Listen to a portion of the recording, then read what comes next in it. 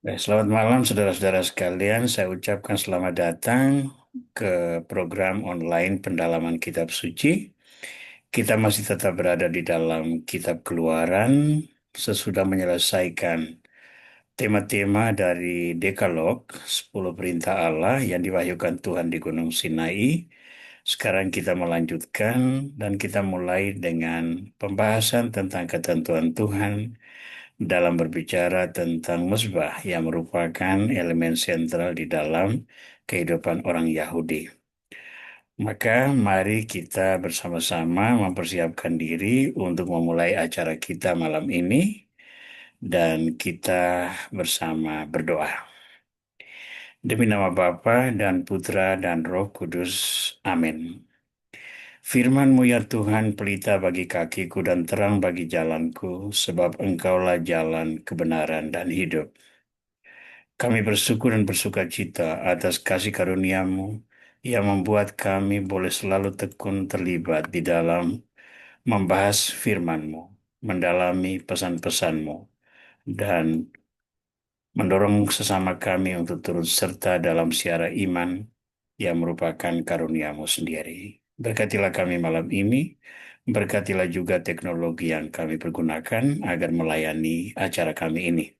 Semoga di akhir perjumpaan kami nanti, semangat kami Kau kobarkan untuk terus mendalami firman-Mu dalam hidup kami secara pribadi, dalam keluarga, dan terutama membangun komitmen untuk menerapkannya dalam penghayatan iman kami. Doa ini kami sampaikan kepadamu, ya Bapa, dengan pengantaran Yesus Kristus Putramu Tuhan kami, dalam persatuan dengan Roh Kudus, kini dan sepanjang masa. Amin. Baik, teman-teman sekalian yang terkasih, saya mengucapkan selamat bertemu lagi sesudah beberapa bulan saya vakum dari kegiatan KKS ini. Malam ini saya kembali untuk hadir menyampaikan satu dua presentasi yang meneruskan program Kitab Keluaran yang sudah dibahas panjang lebar oleh Romo Yonas dalam sejumlah sesi yang telah berlalu. Sesi ini kita lakukan sesudah menyelesaikan pembahasan tentang Dekalog, tentang perintah Tuhan yang diwahyukan di Gunung Sinai. Nah, kita tahu bahwa 10 perintah Allah itu, atau lebih tepat sebetulnya ada 14 perintah di dalam Dekalog itu, eh, merupakan abstraksi atau konsep dasar yang perlu diwujudkan dari berbagai aspeknya. Dan malam ini kita mulai dengan pembicaraan tentang mesbah, ya, yang sebetulnya secara langsung merupakan perwujudan dari perintah pertama. Perintah pertama itu adalah jangan memuja berhala, ya, tetapi hanya berbakti kepada Allah, ya. Jadi pemujaan kepada Tuhan itu antara lain diimplementasi di dalam pendirian mesbah dan pemanfaatannya untuk membawa korban kepada Tuhan. Izinkan saya untuk mulai share screen agar teman-teman bisa mengikutinya dari media masing-masing dan seluruh file ini akan dikirimkan kepada teman-teman semua dalam format PDF di akhir program nanti.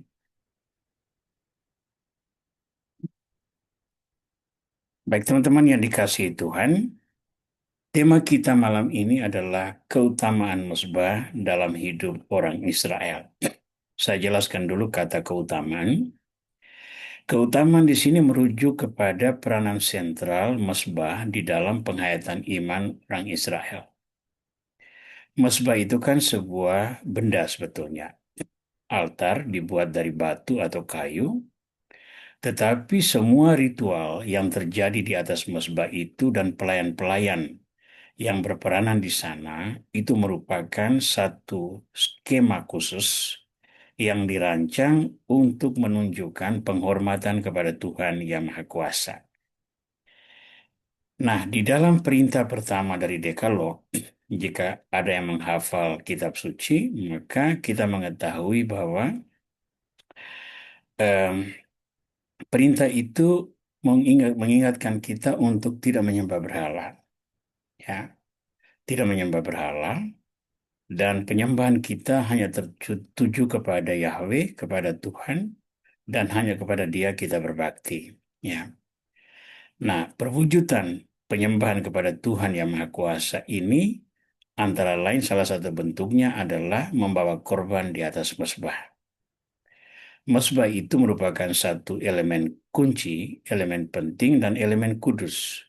Maka Tuhan memberikan ketentuan kepada orang Israel untuk mendirikan mezbah agar itu layak menjadi tempat penghormatan kepada dirinya.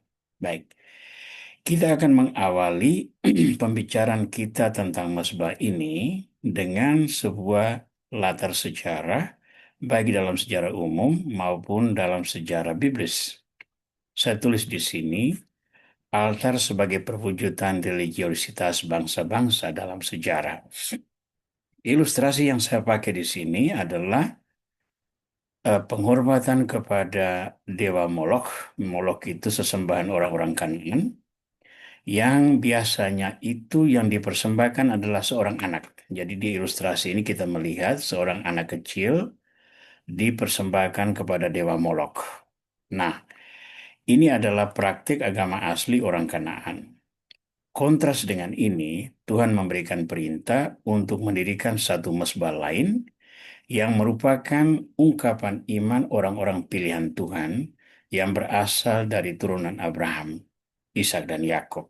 Ya, maka ada sebuah pembaharuan, bahkan pemurnian makna mezbah yang di dalam praktik-praktik penyembahan berhala agama tradisional memiliki makna yang lain, dan itu dimurnikan untuk ditujukan sepenuhnya kepada penghormatan terhadap wujud tertinggi, yakni Yehova atau Allah orang Israel.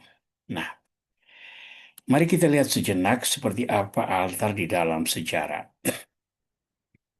Nah, dalam tradisi Yunani kuno, altar itu dibangun untuk menghormati dewa-dewa dengan cara membawa korban persembahan tertentu di atas altar tersebut.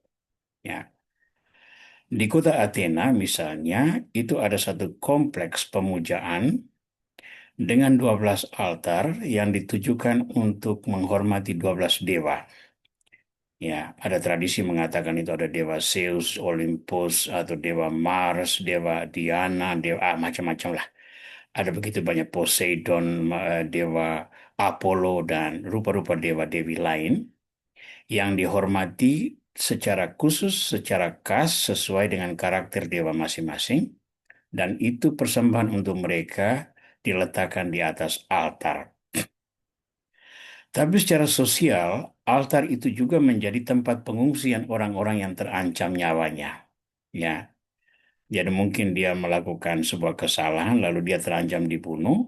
Nah, supaya bisa selamat, dia lari berpegang pada altar itu.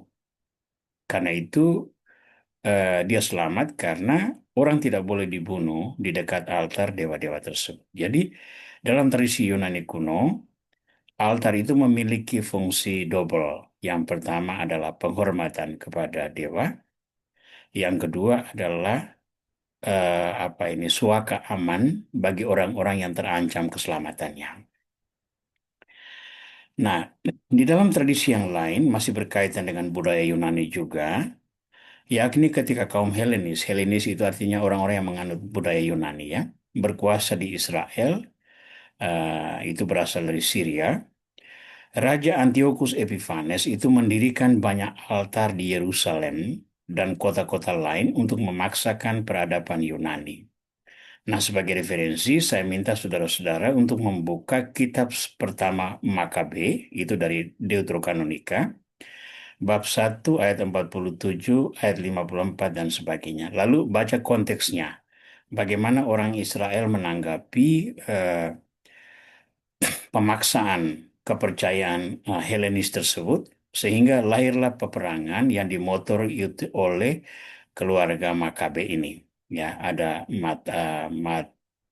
Matatias, ada Yudas Makabe, ada Yonatan Makabe, ada Simon, dan sebagainya. Mereka semua adalah pejuang-pejuang yang ingin agar kemurnian iman Israel tidak direcoki, tidak dinodai oleh kepercayaan asing. Nah, sementara itu, orang-orang Israel sesewaktu juga berdosa menyembah berhala kepada Molok misalnya, atau kepada Baal, ya. Itu referensinya ada di situ, Imamat 18:21 untuk Molok atau Baal pada satu Raja-Raja bab 18 ayat 26. Nah, biasanya altar-altar didirikan untuk membawa persembahan bagi berhala-berhala tersebut. Ya, mungkin ada yang masih ingat bahwa Raja Salomo itu kawin dengan banyak perempuan asing. Dan untuk perempuan-perempuan asing ini, ia mendirikan altar-altar bagi penyembahan mereka, tiang-tiang pemujaan mereka. Salomo tidak mengingkari mesbah di Yerusalem, tetapi ia membangun altar-altar untuk istri-istrinya yang menyembah dewa-dewa asing, bukan Yahweh, orang Israel. Nah, ini tiga contoh altar di dalam sejarah bangsa-bangsa. Masih ada banyak lain, dan kita bisa membandingkannya dengan praktek-praktek yang dijalankan dalam lingkup budaya kita. Dalam budaya saya misalnya, di pelataran kampung, itu ada tempat di mana imam tradisional itu membawa korban, misalnya menyembelih kambing atau babi atau ayam, lalu darahnya dicurahkan tertentu, itu berupa sebuah lempengan batu ditopang oleh 3 atau 4 tiang. Itu merupakan altar, tempat dilaksanakan ritus pemujaan asli sebelum Kristiani. Walaupun sekarang ini masih ada juga orang-orang yang mempraktikannya sebagai sebuah bentuk sinkretisme terhadap iman Kristiani. Nah, sekarang kita ingin melihat apa itu mesbah, definisi dan jenisnya. Mesbah adalah satu struktur atau tempat yang ditinggikan untuk mempersembahkan korban atau membakar dupa dalam penyembahan kepada Allah yang benar. Ya, jadi kata mesbah itu sendiri berasal dari bahasa Ibrani misbah, yang berasal dari kata kerja dasar safak yang berarti membantai, menyembelih atau mempersembahkan korban. Tetapi korban persembahan ini ditujukan kepada Yahweh, kepada Allah yang benar. Ya, orang Israel itu mengingkari semua sesembahan bangsa lain. Mereka hanya menyembah Allah yang mewahyukan diri kepada Abraham, yang telah memanggil Abraham untuk meninggalkan Haran menuju ke tanah terjanji. Allah yang dipercayai oleh Ishak, oleh Yakub, oleh bapak-bapak leluhur mereka, 12 suku Israel. Ya, karena itu kata mesbah itu berkonotasi penyembahan kepada Allah yang benar. Sementara altar itu umum. Altar itu bisa menyembah dewa-dewi, sesembahan berhala, bahkan dewa-dewa kekejian seperti Molok yang untuk dia dipersembahkan korban dalam rupa anak. Ya, anak-anak dipersembahkan, dibunuh, dibakar atau apa untuk menghormati dewa Molok.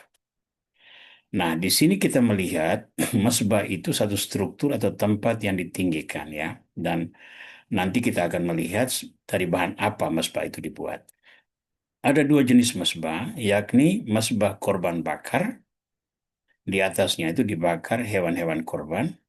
Itu bisa dilihat referensinya pada kitab Keluaran bab 27 ayat 1 sampai 8. Lalu ada mesbah korban dupa, tempat yang juga berukuran lebih kecil, tapi juga ada perapian, dan di sana hanya dipersembahkan korban pedupaan untuk menciptakan asap yang wangi. Dalam bentuk kecil itu kurang lebih seperti stribul atau ukupan yang kita pakai di gereja. Tetapi untuk pedupaan di bait suci itu tidak dipakai rantai lalu digoyang-goyang, itu tidak.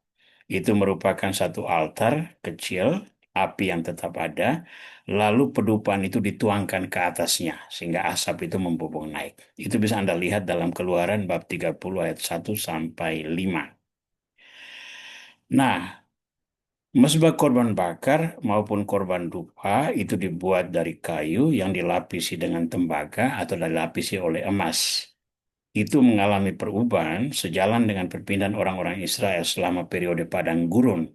Karena pada awalnya ketika Tuhan memerintahkan Musa untuk membuat mesbah, bahan dasar yang diminta hanyalah tanah dan batu utuh yang tidak dipahat, yang tidak dipotong-potong, yang tidak digergaji dan sebagainya. Baik, sekarang kita melihat mesbah dalam tradisi Prasinai. Nah, kata mesbah atau mesbah pertama itu didirikan oleh Nuh sesudah peristiwa air bah. Ya, itu dalam kitab Kejadian bab 8 ayat 20. Nuh mendirikan mesbah untuk mempersembahkan korban syukur pasca air bah. Nanti Anda buka kitab Kejadian ya, bab 8 ayat 20. Di sana ada informasi tentang Nuh mendirikan mesbah itu. Lalu kemudian para bapak bangsa Israel, tiga tokoh besar itu, yakni Abraham, Ishak dan Yakub, masing-masing juga mendirikan mesbah dan memanggil nama Tuhan, yakni Yahweh, sebagai ungkapan iman mereka. Ya, nanti silakan buka apa yang dilakukan Abraham seperti tertera di dalam kitab Kejadian bab 12 ayat 27 sampai 28. Lalu bab 13 ayat 18, bab 22 ayat 9. Nah, 22 ayat 9 ini berbicara tentang ketika Abraham dicobai Tuhan untuk mengorbankan Ishak. Walaupun Ishak tidak sampai dikorbankan di sana, Abraham sudah mendirikan mesbah di atas Gunung Moria itu. Lalu Ishak juga melakukan yang sama di dalam kitab Kejadian bab 26 ayat 25. Lalu Yakub, dia mendirikan mesbah sebagaimana tertulis dalam kitab Kejadian bab 33 ayat 20 dan kitab Kejadian bab 35 ayat 7. Kita melompati jauh ke Musa. Musa mendirikan mesbah sebagai tanda syukur memenangkan perang melawan orang Amalek. Sebagaimana tertera dalam kitab Keluaran bab 17 ayat 15. Jadi ini orang Israel sudah keluar dari Mesir, mereka sudah selamat dari Mesir melalui penyeberangan Laut Merah, dan mereka berhadapan dengan bangsa Amalek yang juga ingin menghabisi mereka, dan dalam pertempuran itu mereka menang. Maka Musa mendirikan mesbah sebagai tanda syukur, ya, bahwa mereka memenangkan perang melawan orang-orang Amalek berkat bantuan Tuhan. Nah, sesudah peristiwa itu, lalu ada pewahyuan di Gunung Sinai. Lalu, berkat pewahyuan di hukum Sinai itu, Musa menuliskan apa yang kita kenal sekarang sebagai hukum Taurat. Hukum-hukum Tuhan itu berlaku efektif. Ingat bahwa sesudah peristiwa pewahyuan 10 perintah Allah itu, Musa selama 40 hari 40 malam berdiam bersama Tuhan di atas puncak Gunung Sinai. Menurut keyakinan, dalam periode 40 hari 40 malam inilah penjabaran 10 perintah Allah itu melahirkan ketentuan yang kita sebut sebagai hukum Taurat hingga hari ini. Nah, menurut hukum Tuhan tersebut, pendirian mesbah lalu mengikuti ketentuan-ketentuan baru yang ditetapkan oleh Tuhan. Nah, sekarang kita coba melihat babak baru, yakni kalau tadi adalah altar sebagai wujud religiositas bangsa-bangsa dalam sejarah, sekarang kita melihat tonggak sejarah yang baru adalah Tuhan mewahyukan hukum-hukumnya di Gunung Sinai. Nah, hukum-hukum Tuhan ini menjadi pedoman secara langsung yang menuntun hidup orang Israel. Sehingga apapun yang dilakukan, baik itu dalam peribadatan maupun dalam tata kehidupan sosial, pegangan mereka adalah perintah-perintah Tuhan tersebut. Termasuk bagaimana mendirikan satu mesbah yang menjadi pusat pusat pelaksanaan ritual, pelaksanaan penghormatan kepada Yahweh yang telah memanggil dan membebaskan orang-orang Israel. Sekarang kita melihat sejenak teks kita yang malam ini kita pergunakan sebagai referensi dasar untuk berbicara tentang keutamaan mesbah di dalam hidup orang-orang Israel. Saya bacakan kitab Keluaran bab 20 ayat 22 sampai 26. Anda bisa mengikutinya dari screen masing-masing atau dari Alkitab yang menjadi pegangan Anda. Kutipan ini saya ambil dari terjemahan baru satu, bukan terjemahan baru dua, Alkitab baru yang sekarang juga mulai semakin populer. Lalu berfirmanlah Tuhan kepada Musa, "Beginilah kau katakan kepada orang Israel, kamu sendiri telah menyaksikan bahwa aku berbicara dengan kamu dari langit. Janganlah kamu membuat di sampingku ala perak, juga ala emas, janganlah kamu buat bagimu. Kau buatlah bagiku mezbah dari tanah dan persembahkanlah di atasnya korban bakaranmu dan korban keselamatanmu, kambing dombamu dan lembu sapimu. Pada setiap tempat yang kau tentukan menjadi tempat peringatan bagi namaku, aku akan datang kepadamu dan memberkati engkau.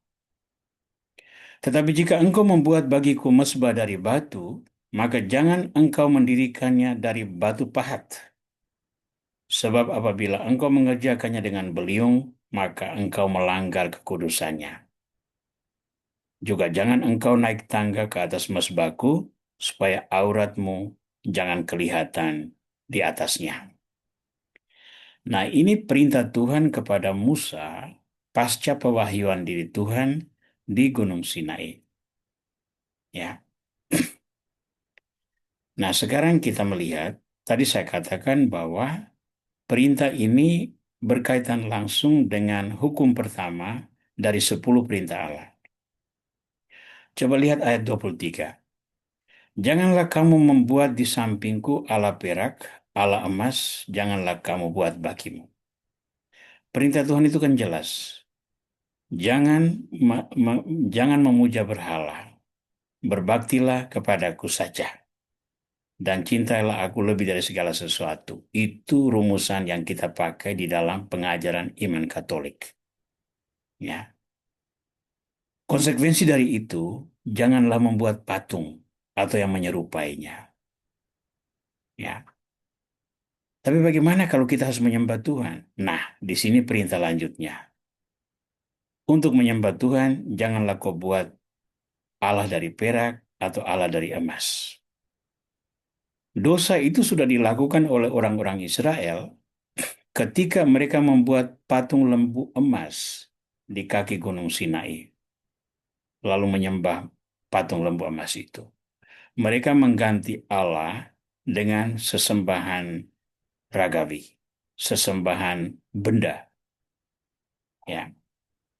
Nah, Tuhan tidak mengizinkan sesembahan yang dibuat menyerupai dirinya atau ada di samping dirinya, karena sesembahan itu akan mengambil perhatian manusia yang seharusnya ditujukan kepada dirinya. Tetapi Tuhan memberikan jalan keluar, yakni mendirikan mezbah.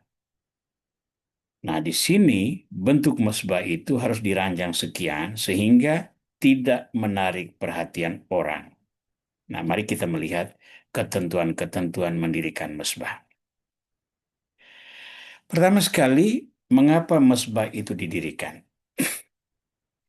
Mezbah itu didirikan untuk memusatkan peribadatan hanya pada Yahweh dan menghindari penyembahan berhala. Ya, yang didirikan semata-mata mezbah, terbuat dari tanah atau terbuat dari batu, 4 persegi panjang, ya, atau 4 persegi lah. Kalau saya tidak salah itu 2 kali 2, 2,2 kali 2,2 meter. Ya. Nah, kalau itu hanya dari tanah dan dari susunan batu, tanpa dipotong atau dipahat sedikit pun, apa yang menarik?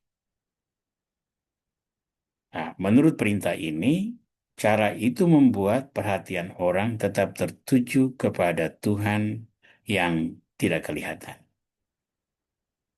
Dasar kedua, mezbah didirikan adalah mezbah itu menjadi medium pertemuan Allah yang berbicara dari langit dengan manusia yang berada di bumi, Untuk itu coba kita lihat rujukannya pada ayat 20-22 dan ayat 24. 22 berkata, "Beginilah kau katakan kepada orang Israel, kamu sendiri telah menyaksikan bahwa aku berbicara dengan kamu dari langit." Ingatan kita itu tertuju pada Tuhan menampakkan diri di langit, baik dalam pengembaraan di padang gurun, maupun terutama ketika dia mewahyukan diri dari atas puncak gunung Sinai.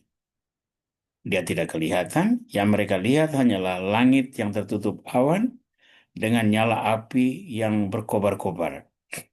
Itu yang mereka lihat.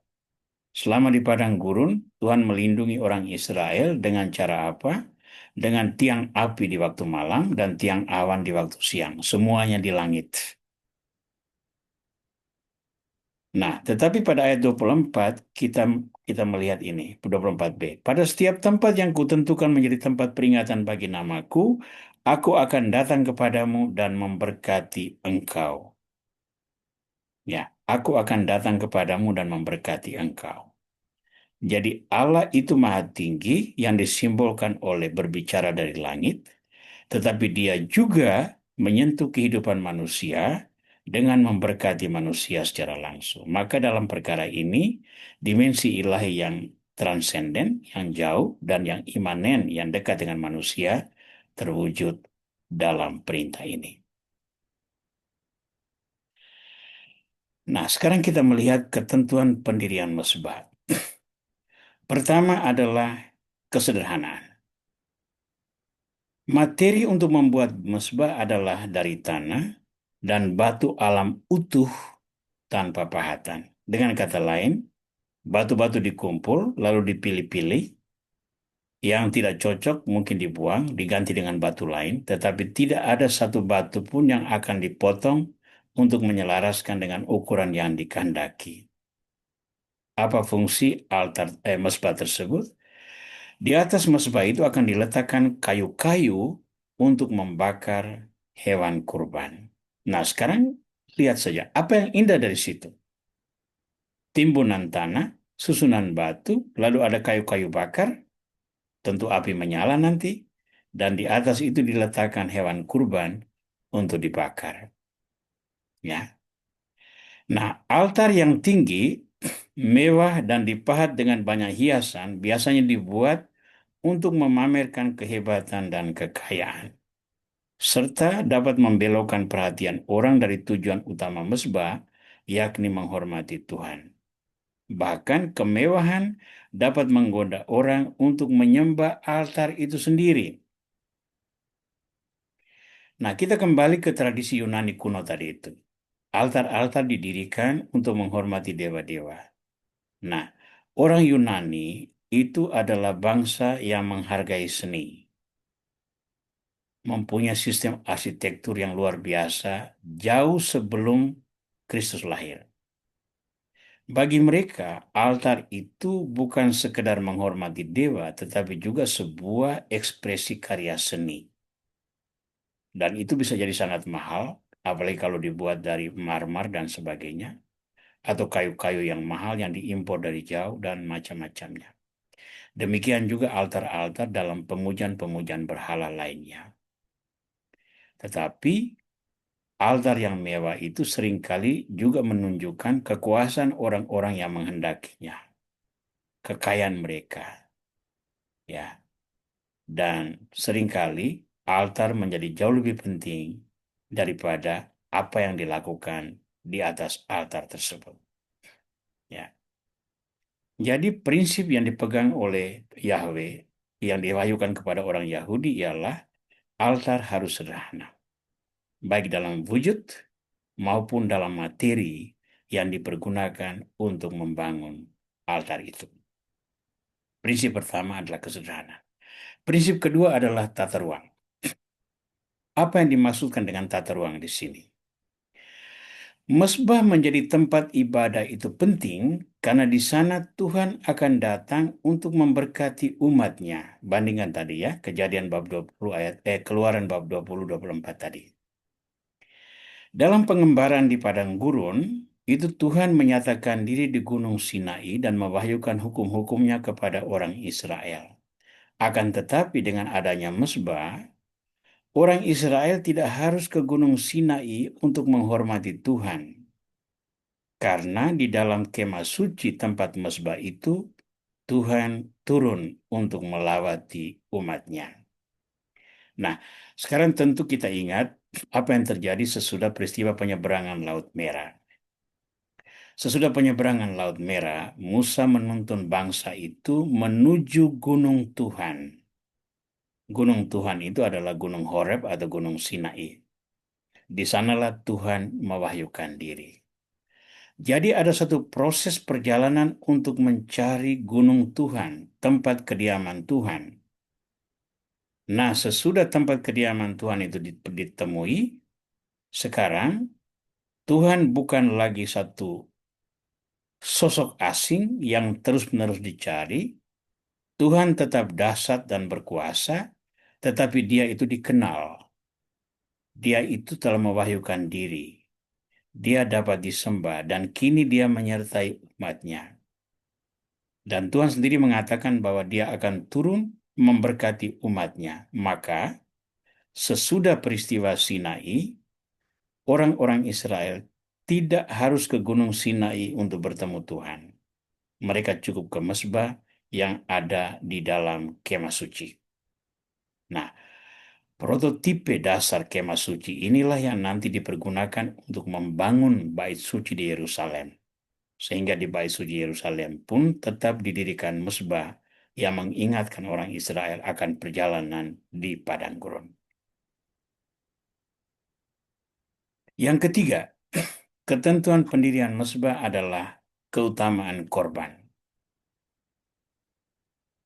Mezbah didirikan untuk melayani korban, bukan sebaliknya.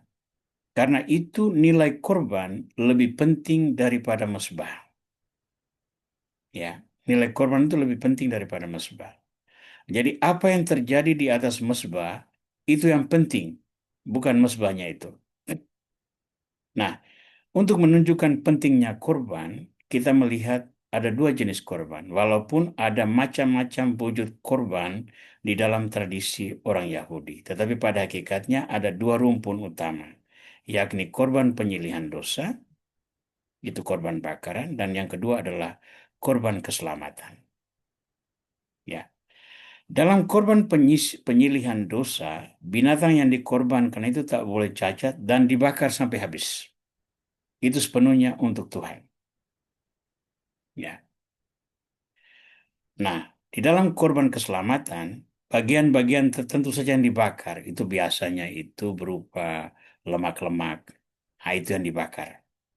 Ya, ada satu lagi, entah ginjal atau hatinya, saya lupa sekarang. Tapi bagian-bagian tertentu saja yang dibakar sampai habis. Yang tersisa itu menjadi santapan pembawa korban, yakni biasanya imam atau kaum Levi, dan orang-orang yang mempersembahkan korban itu. Jadi ada bagian yang dimakan. Ya. Dan semua itu dilakukan di atas mezbah yang terbentuk dari materi sederhana tadi, tanah dan batu utuh yang disusun. Ya. Jadi nilai korban itu lebih penting, bukan mezbah itu. Walaupun demikian, mezbah itu merupakan tempat pertemuan antara Tuhan dan manusia, maka nilai sakral dan kekudusannya itu harus dipelihara. Maka di dalam kitab Makabe, ketika orang-orang Israel menyadari bahwa mezbah di Yerusalem itu sudah dicemari oleh para penguasa dari latar belakang Helenik Yahudi, Yunani, yang mereka lakukan adalah mereka membongkar ketika mereka kembali merebut Yerusalem, yang mereka lakukan adalah mereka membongkar mezbah lama tersebut, lalu membangun mezbah baru dengan batu-batu yang baru pula. Jadi, walaupun nilainya itu sederhana dan bukan perpenanan yang utama, tapi korban, tetap kesakralannya itu harus diberi perhatian. Yang berikut, prinsip penting dalam pendirian mezbah adalah kesucian. Kesucian yang ditekankan di sini adalah menekankan standar kelayakan seseorang yang berdiri di hadapan Tuhan. Ya, di dalam Keluaran bab 20 ayat 26 dikatakan bahwa seseorang tidak boleh melangkah di atas mezbah itu. Karena ketika dia melangkah di atas mezbah, karena dia memakai jubah, maka auratnya atau alat kelaminnya itu kelihatan. Dan itu dianggap sebagai tanda kecemaran. Karena alasan itu juga, para imam ya wajib memakai pakaian dalam dari linen untuk menutup aurat. Ya. Nah, di sini kita ingat bahwa perintah ini diberikan sebagai sebuah kontras terhadap apa yang dipraktikkan di lingkungan orang Kanaan. Membawa korban itu seringkali dikaitkan dengan kecabulan. Bahkan dalam sejumlah keyakinan seputar Laut Tengah, membawa korban itu biasanya dilengkapi dengan hubungan seks bersama para pelayan kenisa yang berprofesi sebagai pelacur suci. Bayangkan, ada pelacur sekaligus suci. Tapi itu praktik banyak kepercayaan di sekitar Israel. Dan itu berpengaruh juga bagi hidup orang Israel.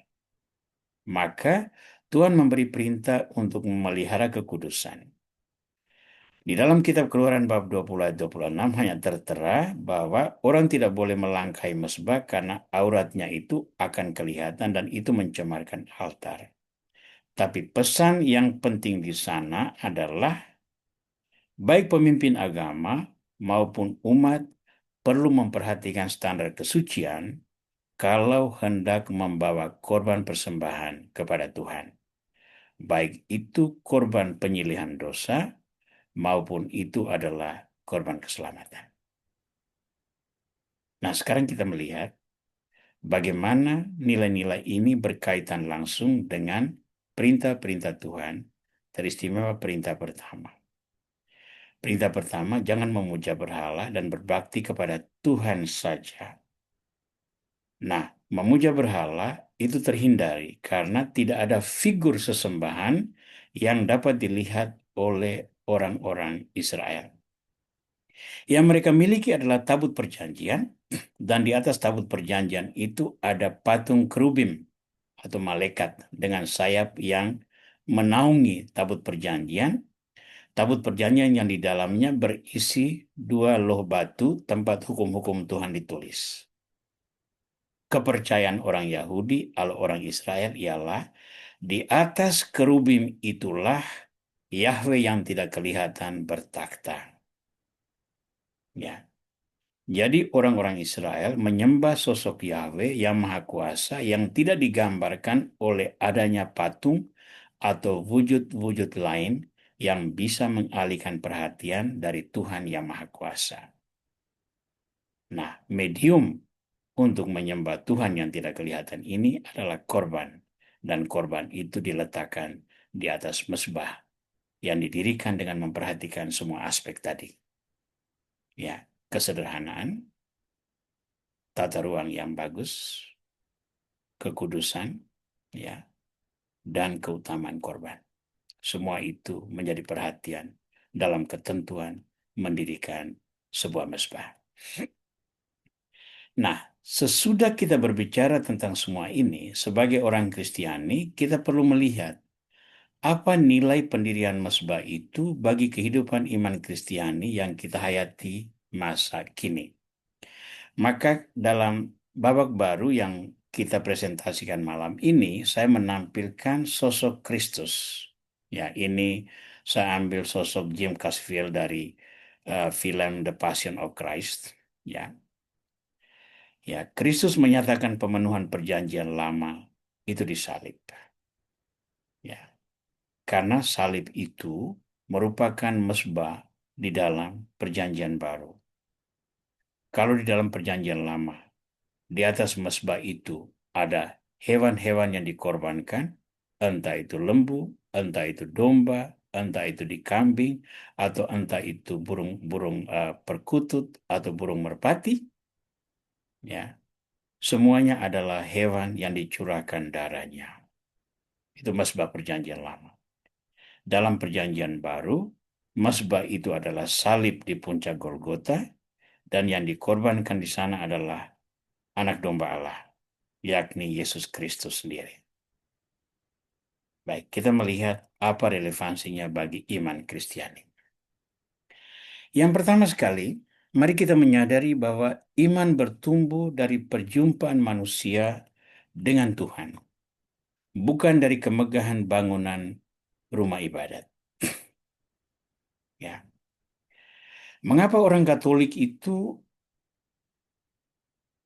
ketika mendirikan gereja itu, walaupun ditolak selama berpuluh-puluh tahun, dia tidak ngotot main kekerasan atau rupa-rupa cara untuk eh, bisa memperoleh izin bangunan misalnya.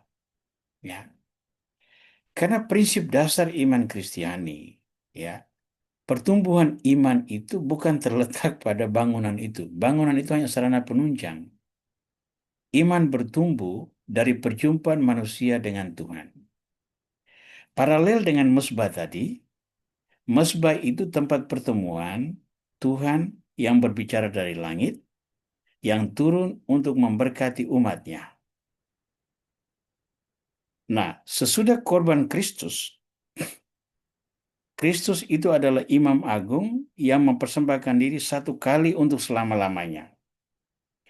Maka dimanapun iman Kristiani itu ada, di sana sesungguhnya Tuhan hadir dan menyertai kita. Tuhan Yesus Kristus itu adalah wujud ilahi yang menjadi manusia, inkarnasi di sana. Oleh inkarnasi itu, Tuhan yang jauh, yang transenden itu menjadi Tuhan yang dekat dan imanen, karena Tuhan yang menjadi bagian dari kehidupan kita manusia itu sendiri. Maka setiap nafas hidup, setiap inci tanah, setiap ruang yang kita masuki sebagai orang beriman, itu adalah domain Tuhan di mana kita bisa bertemu dengan Dia. Itulah yang menumbuhkan iman kita, perjumpaan dengan Tuhan. Maka ilustrasi di sini saya pakai seseorang yang berdoa di taman atau di kebun. Dalam hidup sehari-hari, kita tidak selalu harus ke gereja untuk memelihara iman.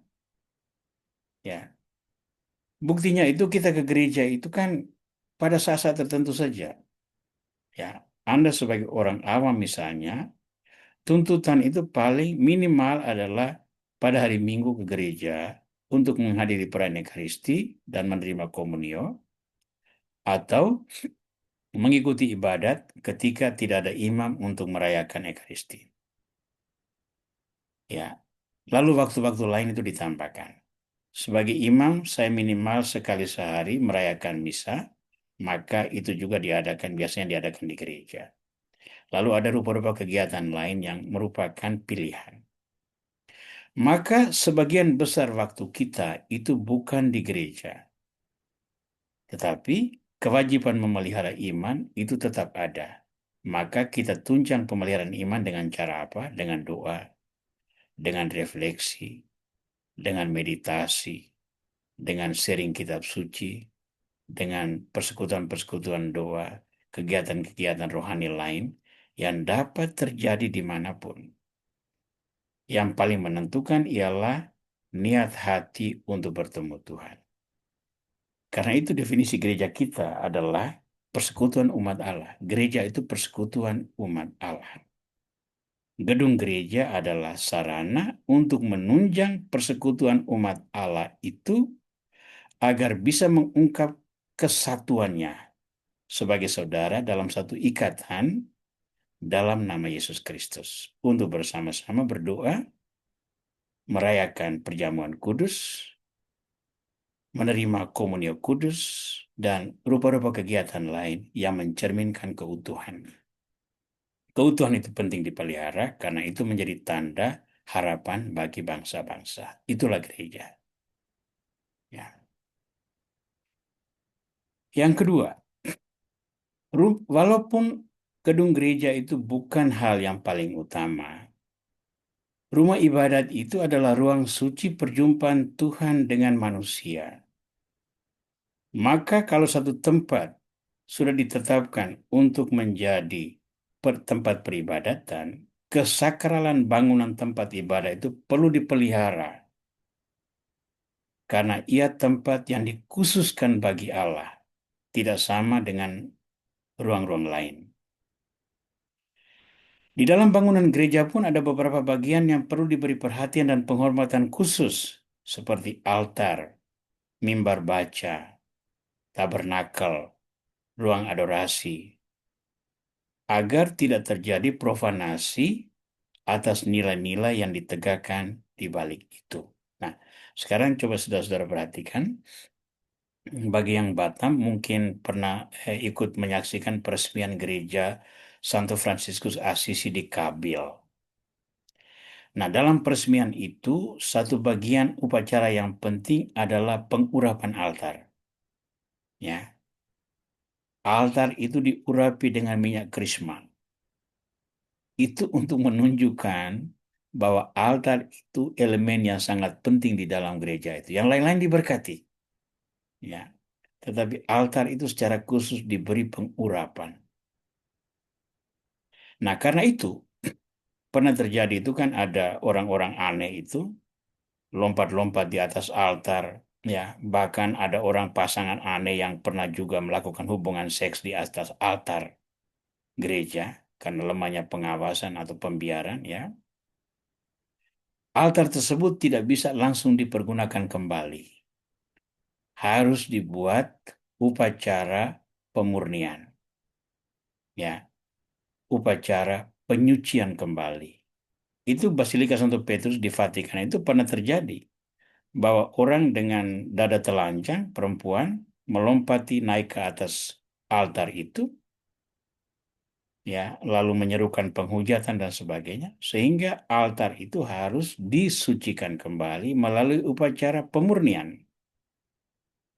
Nah, kita sebagai orang Kristiani perlu memperhatikan nilai kekudusan dari tempat-tempat tersebut. Walaupun tadi kita katakan bahwa yang paling penting dalam sebuah gereja adalah persekutuan umat Allah.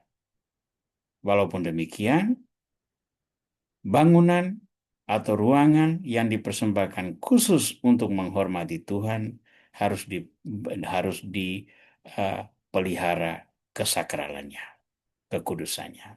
Ya, makanya misalnya kalau kita di gereja itu, kalau kita ada acara-acara sesudah perayaan-perayaan dan lain-lainnya, ketika datang waktu makan, itu kita tidak diharapkan makan di dalam gereja. Ya, saya masih teringat dulu ketika masih bertugas di Paroki Santo Petrus Blok 2, saya pernah melihat di salah satu stasi yakni di Pancur waktu itu, selesai gereja itu ada seorang umat yang merokok di dalam gereja.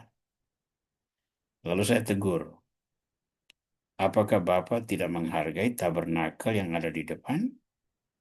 Ternyata dia tidak mengerti tabernakel itu. Kemudian saya temukan bahwa dia dari latar belakang denominasi Kristen yang lain yang bukan Katolik, yang memang tidak mempunyai perangkat yang kita sebut sebagai tabernakel itu. Maka untuk dia yang masuk Katolik oleh sebuah alasan dan tanpa persiapan, tanpa katekisasi yang baik, gereja dengan atau tanpa tabernakel itu tidak ada beda. Tetapi saya bersyukur kepada Tuhan karena pertemuan dengan peristiwa tersebut akhirnya mendatangkan sebuah program untuk katekisasi tentang sakramen-sakramen di dua stasi yang sekarang menjadi Paroki Santo Hilarius. Ya, maka kita perlu tetap memelihara kesakralan dari bangunan tersebut. Yang ketiga, altar itu adalah tempat kurban Kristus. Di dalam gereja, sentral perayaan itu ada di altar, di mana Kristus mempersembahkan dirinya menjadi santapan jiwa umatnya. Altar itu dihormati karena representasi salib Kristus, representasi pribadi Kristus sendiri. Nah, sekarang Anda lihat, kalau saya merayakan Ekaristi Kudus, ketika masuk, saya mulai dengan mencium altar. Sesudah itu, sesudah membaca Injil, saya juga mengecup evangelarium itu. Lalu sebelum menutup misa, sesudah berkat penutup, sebelum meninggalkan ruangan, sekali lagi saya mengecup altar. Ya, mengapa demikian? Mengecup evangelarium karena di sana termuat sabda Kristus, mengecup altar karena di sana ada salib Kristus, tempat Kristus mempersembahkan dirinya untuk memberi santapan jiwa bagi umatnya. Maka kita juga melihat di dalam perayaan itu, yang diukup secara khusus itu adalah altar dan kitab Injil yang dibaca di mimbar baca. Ya, altar itu diukup. Lalu ada sakramen karena itu tubuh dan darah Kristus, dan ada umat karena itulah persekutuan umat Allah, tubuh mistik Kristus. Jadi pengukupan yang merupakan penghormatan kepada Kristus itu ditampilkan dalam rupa-rupa peristiwa di dalam satu perayaan Ekaristi. Tapi tidak sembarang ukupan, tidak asal bakar-membakar, tidak ditempatkan di mana-mana. Ada peristiwa-peristiwa khusus yang sungguh-sungguh menunjukkan bahwa itu adalah tanda kehadiran Kristus. Karena itu, saudara-saudara, walaupun tabernakel itu penting karena eh, di sana kita eh, menyimpan tubuh Kristus, ya. Di dalam gereja, sentral dari seluruh perhatian kita itu sesungguhnya ada di altar. Karena itu kalau Anda perhatikan, tabernakel itu tidak selalu ada di pusat gereja. Dia bisa ada di satu sudut lain. Bahkan bisa ada di ruangan yang terpisah dari ruang gereja itu. Ya, walaupun kita bisa dengan tenang berdoa di depan tabernakel sebagai wujud penghormatan kita kepada Tuhan yang telah menjadi manusia dan mempersembahkan tubuhnya bagi kita. Tapi altar itu merupakan sentral dari seluruh perayaan karena di sanalah ada Kristus yang sedang melayani umatnya. Di gereja itu sebetulnya ada dua altar. Satu altar itu adalah tempat kita merayakan Ekaristi. Satu altar lain adalah mimbar sabda. Altar juga itu, tempat firman Kristus dibaca dan diwartakan. Jadi penghormatan sama-sama penting, baik kepada altar korban maupun kepada altar sabda. Nah, iman kita ini kita dasarkan pada apa yang ditulis oleh Santo Paulus kepada umat di Roma. Kristus telah ditentukan Allah menjadi jalan pendamaian karena iman dalam darahnya. Darah Kristus secara biologis tercurah di atas salib di puncak Golgota. Darah yang sama setiap hari dirayakan di dalam Ekaristi Kudus dan disantap oleh kita umat Allah untuk menjadi pemurni jiwa kita hari ini. Demikian pula surat Ibrani bab 13 ayat 10 mengatakan, kita mempunyai satu mezbah dan orang-orang yang melayani kemah tidak boleh makan dari apa yang di dalamnya. Ya, mezbah itu. Ya, satu mezbah itu yakni Yesus Kristus. Karena itu kita menaruh perhatian penuh pada altar kita.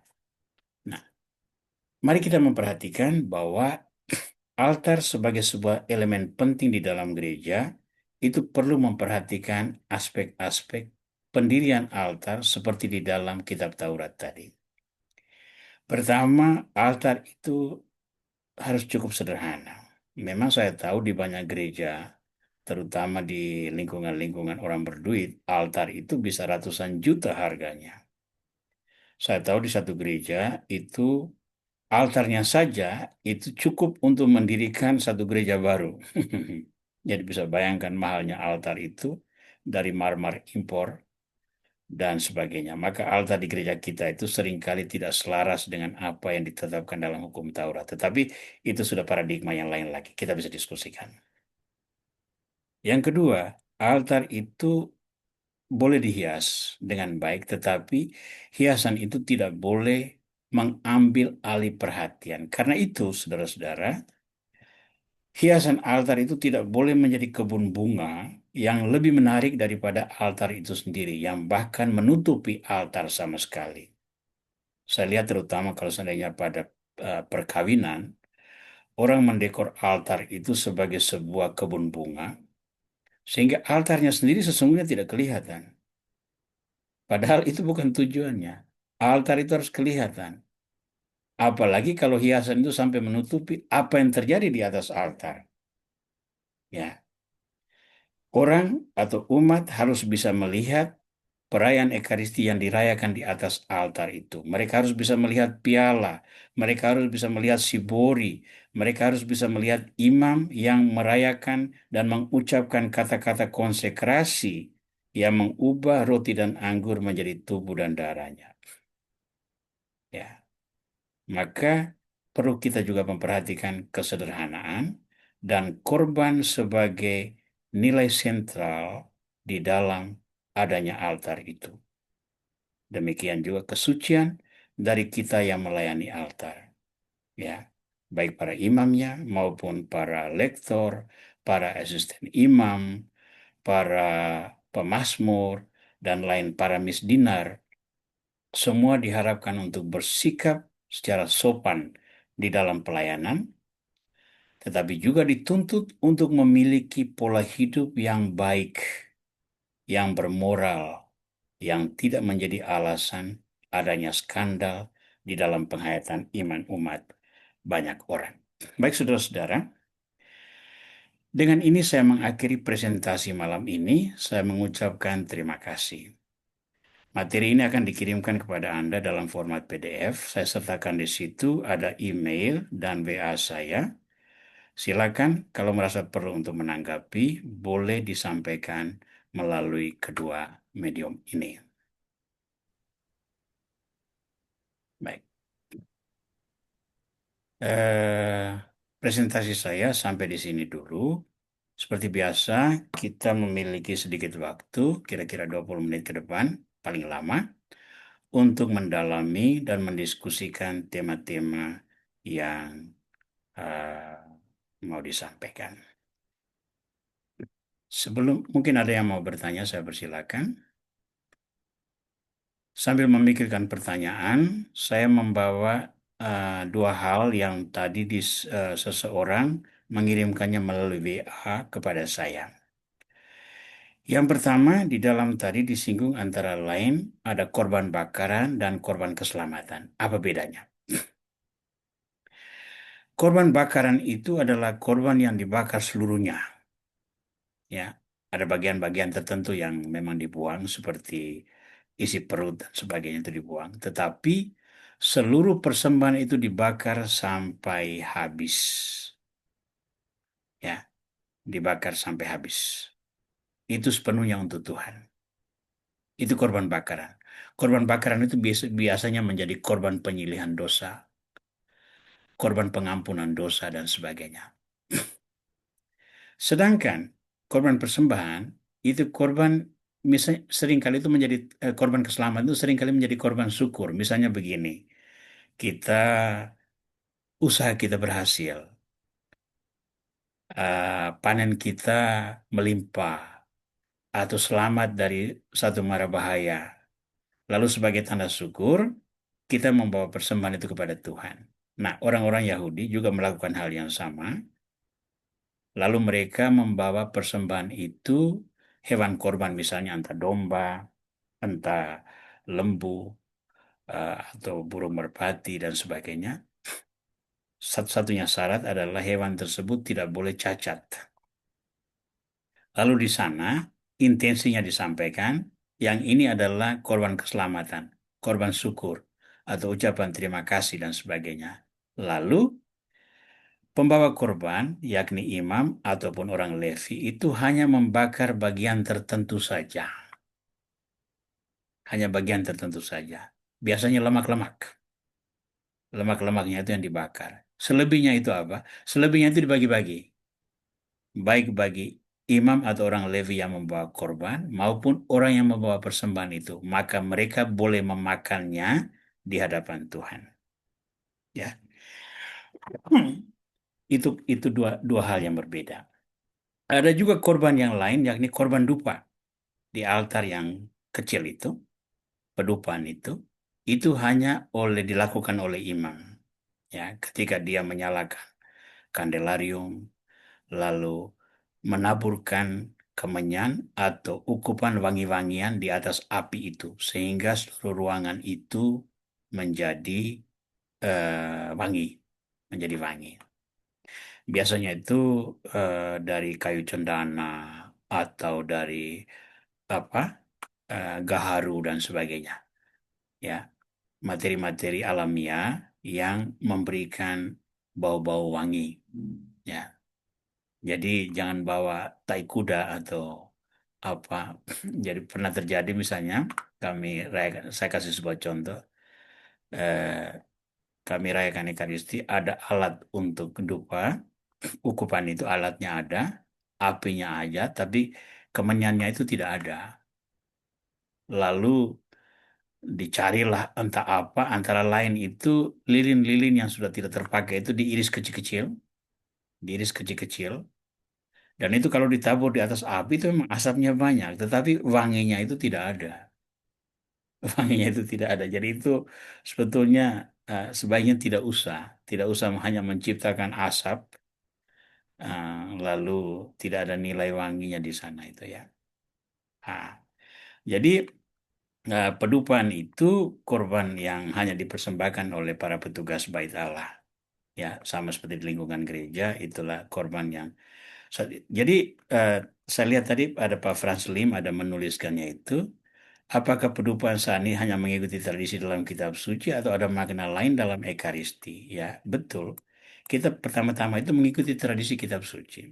Bahwa korban dupa itu pernah ada di Bait Suci Yerusalem dan dipersembahkan oleh para imam yang bertugas. Ingat itu misalnya peristiwa Sakaria ketika dia eh, bertemu dengan malaikat Gabriel di dalam Bait Allah.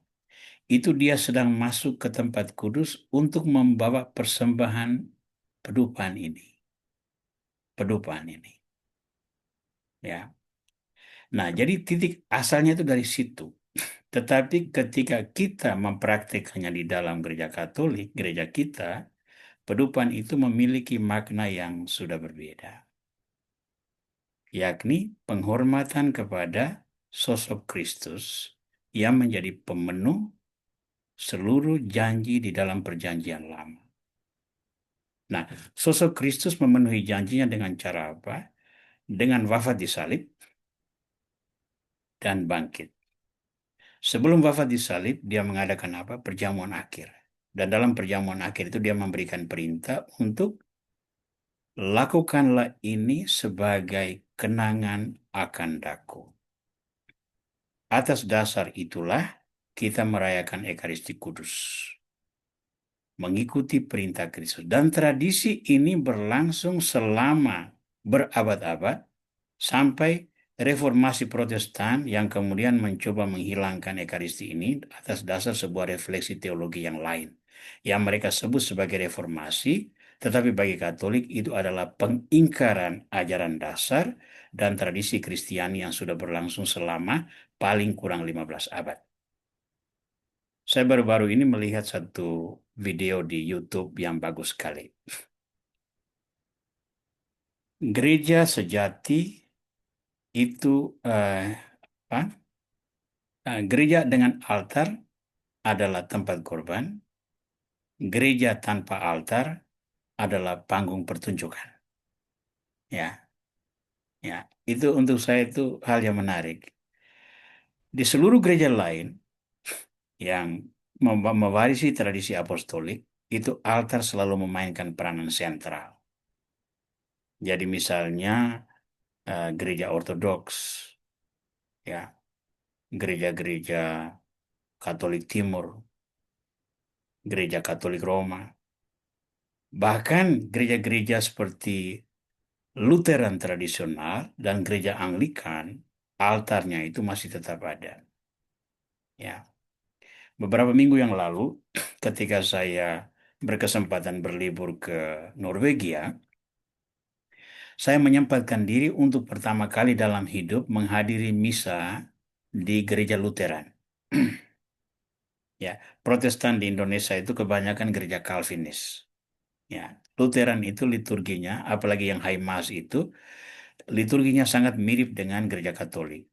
Jadi ada pastor juga. Kebetulan hari itu pastornya perempuan. Saya pertama kali melihat misa yang dipimpin oleh pastor perempuan. Nah, jangan khawatir, di sana saya tidak komunio. Saya hanya pergi untuk melihat bagaimana liturgi itu berjalan. Yang mengagetkan saya adalah strukturnya hampir sama. Ada pembukaan, pernyataan tobat, Tuhan kasihanilah kami, Gloria, bacaan kitab suci, lalu kemudian homili, lalu pengakuan iman, lalu ada persembahan, ada doa syukur agung, tetapi tidak ada yang mendoakan Paus kami, Leo ke-14, dan uskup kami itu tidak ada di sana. Lalu ada komunio, saya tidak ambil bagian dalam komunio karena kita tidak dalam persekutuan iman yang sama. Lalu ada doa syukur, berkat dengan tanda salib seperti biasa. Ya.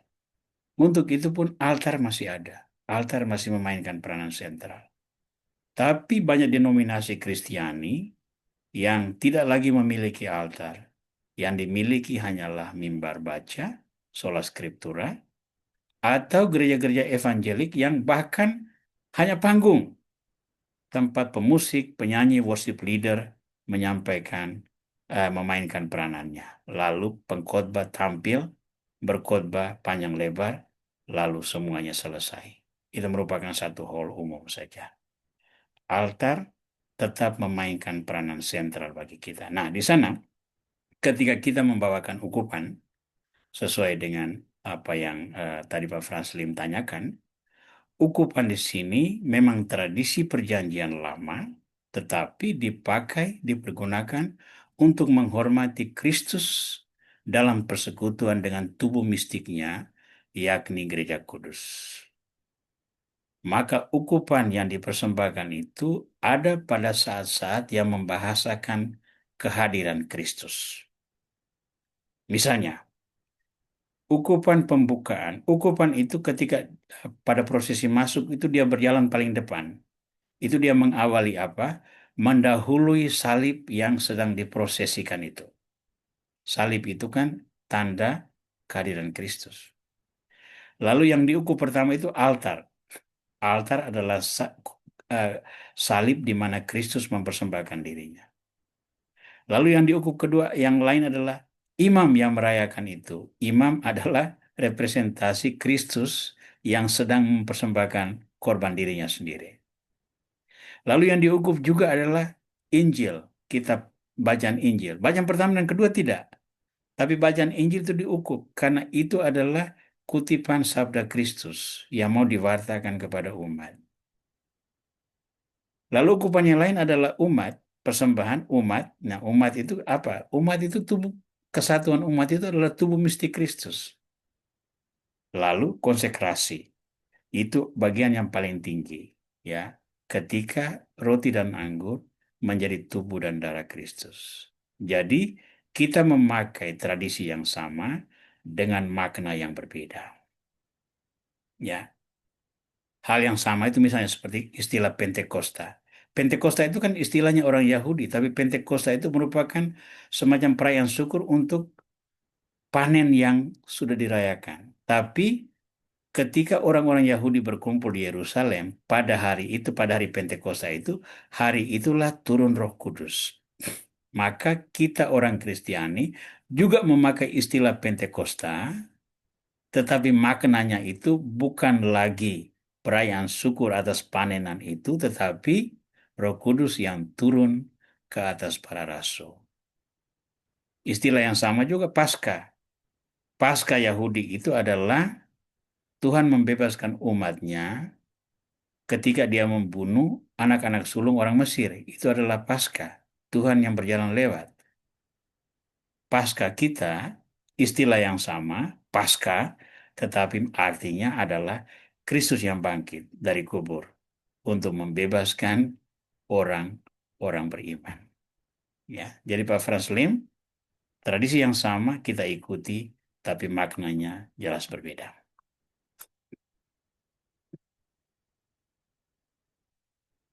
Mungkin ada lagi yang mau bertanya, saya persilakan. Romo. Silakan, Pak Pias. Romo, untuk apa yang kambing hitam dulu yang dilepas di gurun itu namanya lupa saya Oh Romo itu satu apa ini? lagi. Apa itu? Penyilihan dosa itu ya. Oh, Jadi itu penjelasan terus. itu hanya terjadi pada satu kali setahun itu pada hari Yom Kippur itu. Ada kambing yang dilepas yang merupakan simbol bahwa dosa-dosa semua orang Israel itu dibawa ke padang gurun. Padang gurun itu merupakan simbol dari tempat kediamannya kuasa kegelapan. Ya, jadi ada satu ekor kambing yang dipilih lalu dibawa, lalu Imam Agung itu akan mengakui dosa-dosa semua orang Israel, lalu kambing itu diusir ke padang gurun dan dibiarkan berkelana di sana entah sampai mati atau apa. Dan itu adalah tanda bahwa dia membawa serta dosa-dosa orang Israel. Ya, dosa orang Israel sebagai satu bangsa.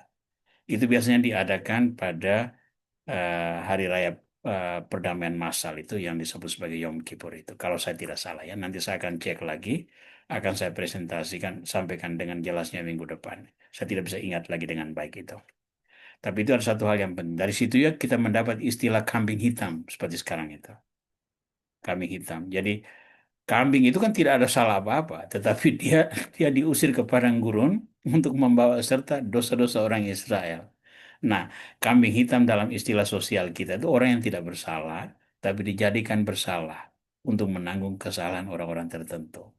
Ya, jadi istilah kambing hitam itu ada nilai biblisnya, ada nilai kristianinya di dalam. Banyak orang pakai tanpa menyadari bahwa itu akarnya berasal dari iman orang Yahudi itu.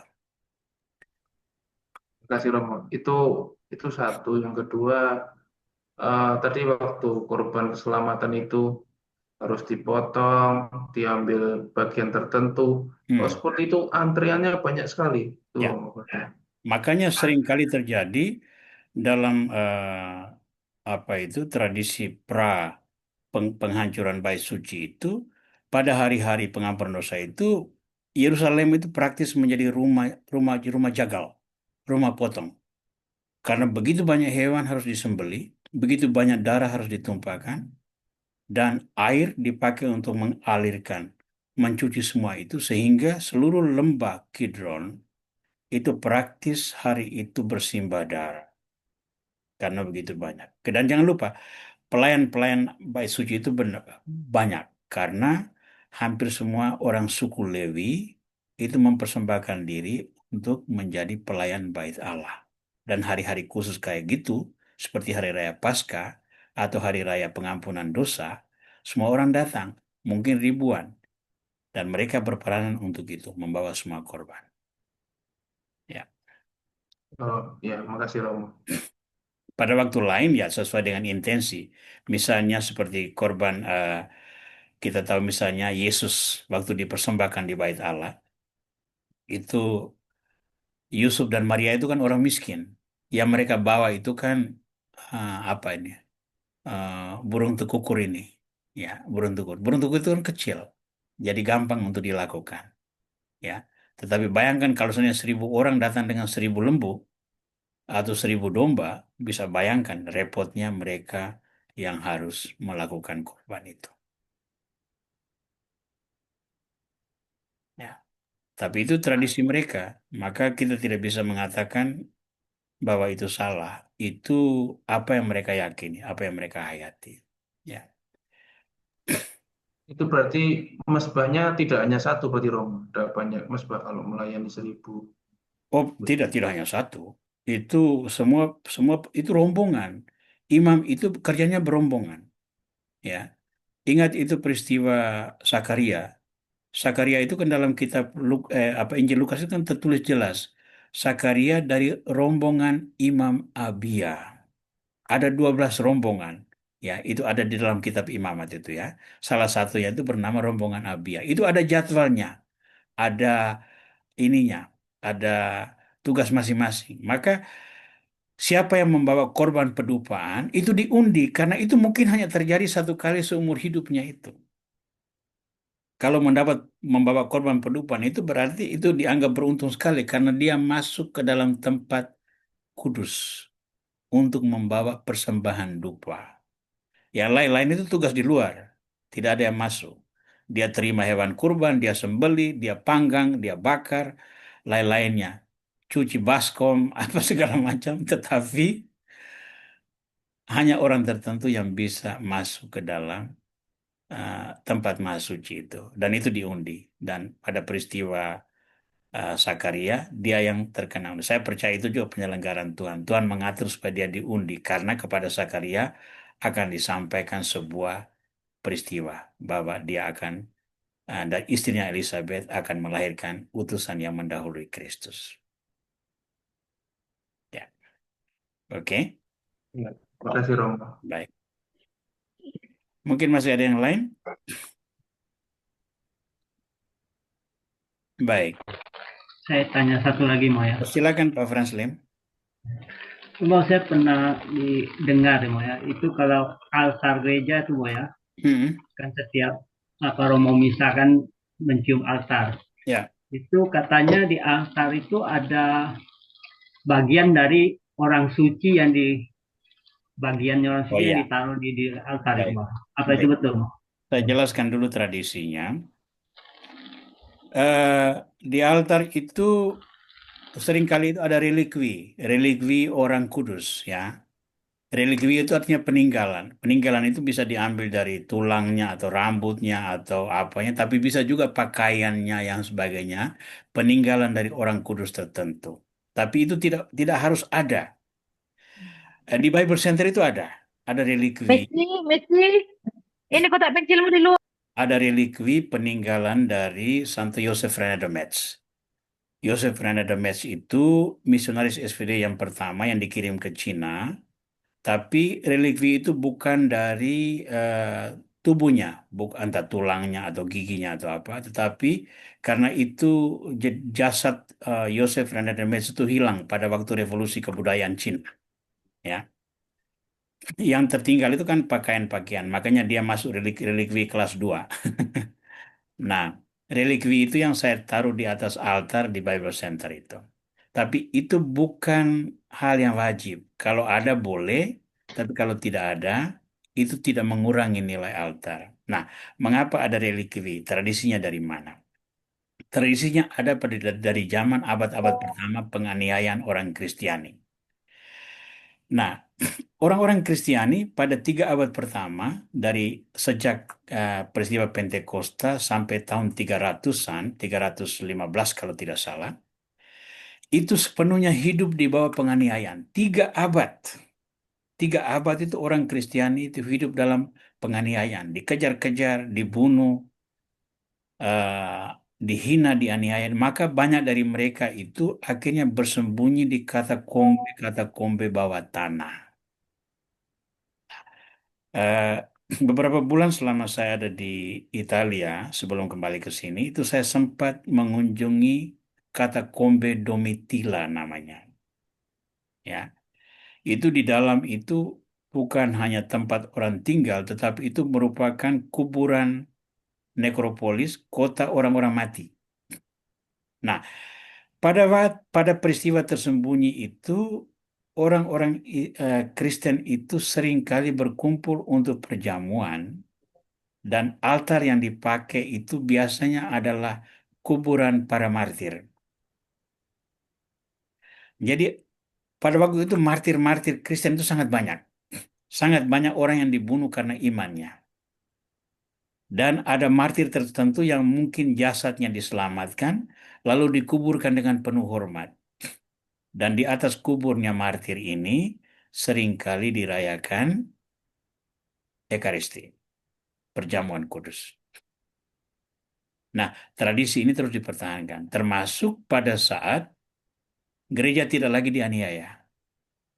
Bahkan gereja menjadi penguasa. Nah, ketika gereja menjadi penguasa, altar-altar itu sudah menjadi kemewahan. Jadi jadi merupakan apa ironi atau berseberangan dengan prinsip dasar yang ditulis di dalam kitab Keluaran tadi. Tapi untuk mengingat sejarah ini, maka seringkali ditaruh relikwi itu. Ya, relikwi peninggalan orang kudus. Jadi bukan lagi semata-mata martir, tetapi orang kudus siapa saja yang merupakan wujud penghormatan terhadap sosok tersebut. Nah, perlu diperhatikan, ketika imam mengecup altar, dia bukan mengecup relikwi itu.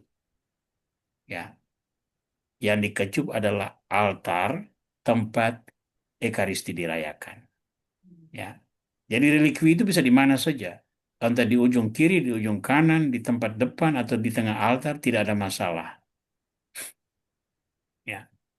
Di sejumlah altar itu sering kali juga di tengah itu dipahat, lalu disisipkan batu, batu alam. Itu untuk mengingatkan sosok altar yang sebenarnya yang terbuat dari batu itu. Ya, kebanyakan altar kita itu kan dari kayu di gereja-gereja, karena itu soal praktis. Tetapi ada juga altar yang dicor dari batu, bahkan dari keramik ya. Nah, jadi sosok yang dihormati di sini adalah altar itu, tempat korban ekaristi dirayakan, bukan relikwi peninggalan orang kudus tersebut. Karena dia boleh ada dan boleh tidak. Bukan menjadi hal yang esensial. Di tempat lain relikwi itu tidak ditaruh di altar, ditaruh di dalam satu kotak begitu lalu dipasang di dinding hanya sebagai bentuk penghormatan aja. Jadi jangan terlalu memperhatikan relikwi itu ya, itu tidak terlalu penting ya. Dan itu juga tidak esensial sama sekali di dalam penghayatan iman. Yang penting itu sakramen itu. Sakramen yang kita terima atau firman yang kita dengar dan kita wartakan, itu yang penting. Ya, benda-benda lain itu hanya tambahan-tambahan yang boleh ada, boleh tidak.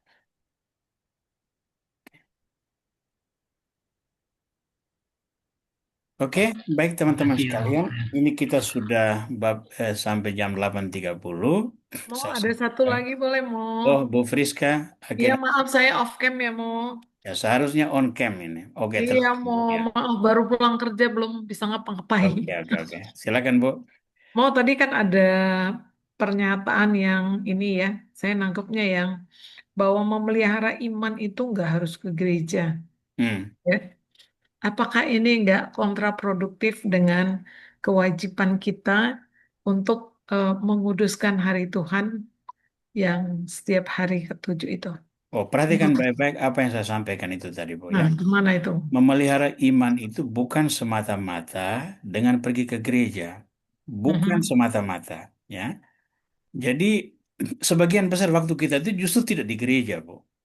mhm, Ya, gereja itu biasanya hari Minggu itu berapa? 1 jam, saya di Bible Center biasanya 1 jam 15 menit. Itu satu perayaan selesai. Ya, jadi kita sekitar itu. Nah, itu waktu kita hadiri perayaan sebagai satu kesatuan di dalam gereja, satu bangunan gereja. Atau misalnya kalau perayaan di lapangan terbuka, maka kita hadir sebagai satu kesatuan dalam misalnya stadium itu pada satu kurun waktu tertentu. Selebihnya itu kan kita tidak ada di tempat itu, ada di gereja. Tapi kewajiban pemeliharaan iman ini kan tetap berlangsung, ya. Maka di rumah-rumah kita itu kan kita tetap berdoa. Di tempat kerja kita kita berdoa juga. Bahkan kita bakal pergi bisa bisa juga berdoa di pinggir pantai, di tempat siara, di kebun, bahkan sambil mengemudi kita juga bisa berdoa. Ya, itu semua adalah proses pemeliharaan iman. Ada hal tertentu yang harus kita rayakan di dalam gereja, terutama Ekaristi itu. Ekaristi itu kita rayakan di dalam gereja. Ya, kita di sini ada misa KBG, ada misa kelompok ini, lalu kita rayakan di rumah atau di hotel. Toh tetap pada saat itu ruangan itu adalah miniatur dari gereja. Ya, tapi kebanyakan waktu kita itu tidak di sana. Maka ini bukan kontraproduktif, Bu, tetapi sisi lain yang harus menjadi perhatian semua orang. Seakan-akan kalau sudah ke gereja itu selesai tugasnya. Tidak. ke gereja itu satu item kecil, salah satu dari sekian banyak item. Item-item lain itu harus kita pelihara. Kewajiban iman itu menyentuh setiap sendi, setiap ruang, dan setiap waktu yang kita lewati. Ya, maka doa bisa dijalankan di mana saja, baca kitab suci bisa dijalankan di mana saja, sharing Injil bisa dijalankan kapan dan di mana saja, devosi seperti doa rosario, doa koronka, doa kerahiman, apalah semuanya, itu bisa dijalankan kapan dan di mana saja. Semua itu adalah bentuk-bentuk pemeliharaan iman. Tapi soal sakramen, soal ekaristi, ambillah bagian dalam perayaan persekutuan. Dan perayaan persekutuan itu ada di dalam gedung gereja. Ya. Tapi sesudah gedung gereja selesai, kewajiban itu menyentuh semua waktu yang lain. Dan itu ada di luar gereja. Gitu ya, Bu Friska. Oke, Mo, makasih. Ya. Baik teman-teman, kita sampai di sini dulu malam ini. Saya ucap terima kasih untuk semua perhatian. Materi pekan depan akan juga disampaikan hari-hari menjelang KKS seperti biasa. Mari kita selalu luangkan waktu untuk setiap hari Selasa malam, kecuali kalau memang ada halangan besar, untuk selalu menyempatkan diri mendalami kitab suci sebagaimana yang kita jalankan malam ini. Saya mengucapkan terima kasih untuk semua perhatian, mengucapkan terima kasih untuk semua pertanyaan. Mari kita tetap mendalami firman ilahi yang telah diwariskan Kristus kepada kita. Kita tutup dengan doa dan mohon berkat Tuhan. Dalam nama Bapa dan Putra dan Roh Kudus. Amin. Syukur kepadamu ya Tuhan atas kasih karunia-Mu yang memberi hidup. Kami berterima kasih karena Engkau menghantar kami untuk selalu ada bersama Engkau dalam pendalaman firman-Mu. Semoga inspirasi yang telah Kau berikan kepada kami akan terus mendorong kami untuk mencari dan menemukan kehendak-Mu dalam keseharian hidup kami. Agar kapan dan dimanapun kami berada, kami boleh mengalami cinta-Mu yang memberi semangat, yang menguduskan, dan mendorong kami untuk melayani sesama, agar mereka pun mengalami kehadiran-Mu yang penuh belas kasih. Kemuliaan kepada Bapa dan Putra dan Roh Kudus, seperti pada permulaan, sekarang, selalu, dan sepanjang segala abad. Amin. Tuhan bersamamu. Dan bersama rohmu. Semoga saudara-saudara sekalian diberkati oleh Tuhan Yang Maha Kuasa, Bapa dan Putra dan Roh Kudus. Amin. Amin. Selamat malam, Tuhan memberkati. Selamat malam, Romo. Terima kasih, Romo. Romo.